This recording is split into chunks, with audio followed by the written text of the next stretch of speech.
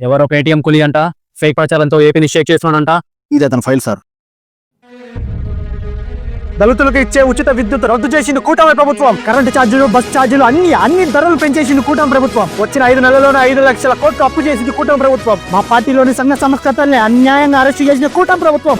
EVM tampering చేసి గెలిచింది కూటమి ప్రభుత్వం. ఇంత ఫేక్ ప్రచారం చేస్తున్నావే, దొరికితే బొక్కల వేసి బెండు తీస్తారనే భయం లేదా? భయపడతాను సార్. వైఎస్ఆర్ చనిపోయాక శవం దగ్గర సంతకాల స్వీకరణ చేసి వైసీపీ పెట్టిన తర్వాత అన్న ఎంత అవినీతి చేసినా, అక్రమాలు చేసినా నీ వెంట నడుస్తానని మాట ఇచ్చాను సార్.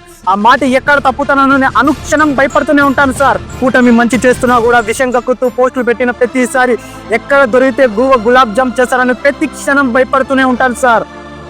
ఇదేంది సార్, మాకు 5 రూపాయలు పడే టైం అయింది, వెళ్ళి ఫేక్ పోస్టులు వేసుకోవాలి సార్.